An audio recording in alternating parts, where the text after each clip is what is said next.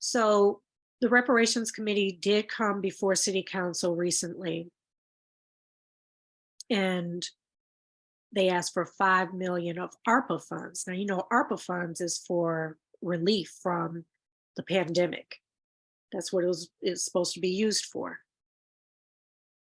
Well, again, Robin Rue Simmons came before City Council, and she had no plan. She just said it's for an economic development initiative. Well, even then, the City Council was like, okay, but what does that look like? What is that exactly? Like the early meetings before it was passed, and people were saying housing. Well, no one talked about what that would look like. So the Reparations Committee and stakeholders decided it was going to be bank loans.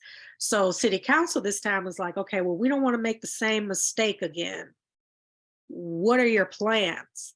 You need to come up with a plan and present that to us. So she was denied that 5 million only because she didn't have a plan, not because of anything else, because she didn't have a plan and they didn't want to repeat the same mistake, because they went ahead and passed the first time with no solid plan in place, none. They just were like reparations, which a lot of people, they just get excited over the word reparations. I'm behind it, I'm supporting it. But no, the devil is in the details. You need to read what the hell is going on. There's no plan. So then she came again recently and asked for 5 million of the ARPA funds. Now, people who were getting ARPA, these people came with presentations. They came with detail laid out. This is what I'm going to do with this $1 million. This is what I'm going to do with $5 million to the cent. Like, this is what's going to happen. I guess I'm on the same wavelength as Councilmember Nusma. I do think it's really important, or I appreciate adding economic development to a focus area for reparations work, because I think that's something that that the community's been expecting all along. But I guess I would feel a lot more comfortable if there were more detail to what's going to be, what the ARPA funds would be used for. Because all the other ARPA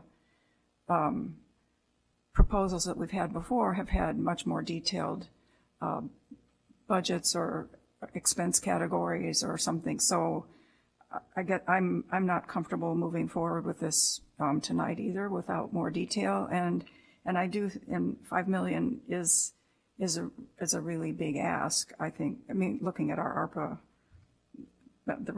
our dwindling ARPA funds, which seemed so plentiful at the beginning. Can I respond to that?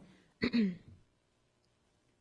So one thing that I should have said was, it's really hard to hear that 5 million is so much, and in the big scheme of things, we just saw a collective of Black staff come. We are here on reparations because of historic harms that we have acknowledged, and the 5 million is the remnants of the initial ARPA dollars. So the ARPA contribution from the federal government was how much? 40 million? Or, Two. Right. 42, yeah. And so we're talking about it on the tail end. You know, I wish that as a committee, we would have been more proactive and here earlier in budget discussions.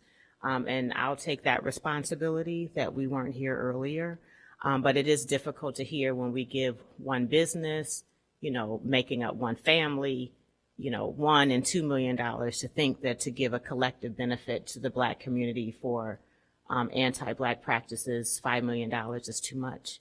But yes, to your point, you know, we're trying to figure it out. $10 million always was a seed, a first step in repair, knowing that that wasn't a settlement, but a way, an attainable way to start our process, our very complex process of reparations. But these ARPA funds are also an answer. They are a solution, and one that would allow us to establish some foundation in economic development with the direction of Nick Cummings, and more likely a collective benefit. So I still support and hope that you continue the conversation on ARPA dollars as we look for additional funds, and I hope that you can help us think about additional funds. There's another very appropriate revenue stream on this agenda that is a home rule tax. And we have every right as a city to legislate and direct those funds within our values because it is a home rule tax. And so that will come up next. All you had to do was just tell people what the plan is for this $5 million. So she was denied that, but they did go ahead and approve giving her the housing transfer tax, which actually Robin Rue didn't ask for that. Alderperson Devon Reid asked for that. He brought that idea, that thought, because he's on the reparations committee. He doesn't quite agree with everything going on with the reparations committee, but he's there to support and do whatever he can. So he was coming up with all sorts of other options that, you know, we can take care of these people that are on the list. So he was in creative mode. You know, he was like, we could take money from the general fund. We can do this, you know. This is a democracy. This is a committee. He is an advisor. I have questions based on his advice to get a deeper understanding of both clarity for myself as someone who spends hours and hours and hours doing legal research on tons of issues, has a fairly deep understanding for someone who is not a lawyer of the law, and I have some questions for our corporation counsel about this determination. And when we talk about things like mandatory spending, and we're so concerned about that, but we can't name a single mandatory spending item that is mandated. We're not even mandated to have a police force.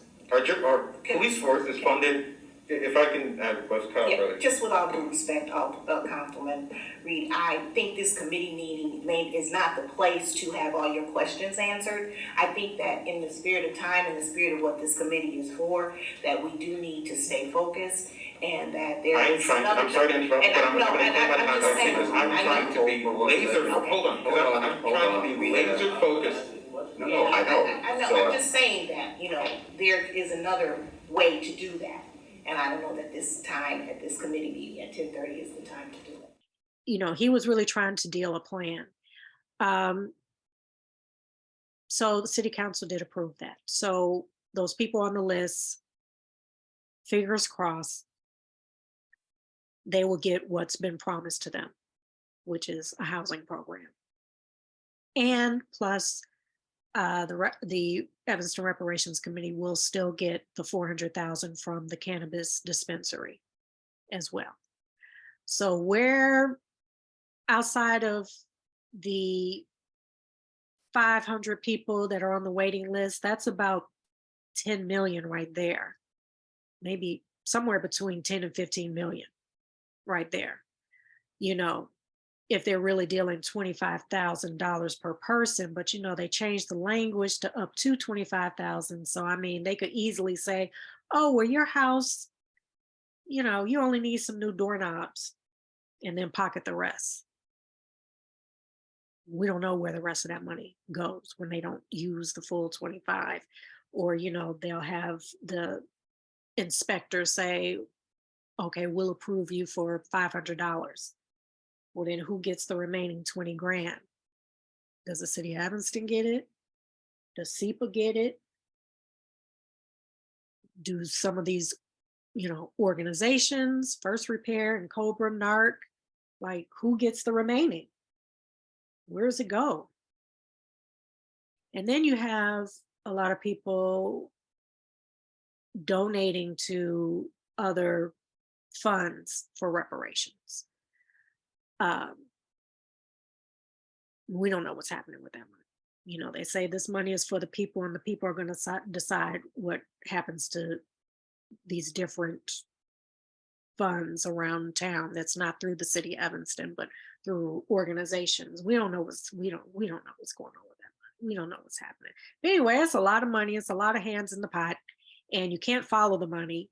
And so, yeah, that's Evanston Reparations.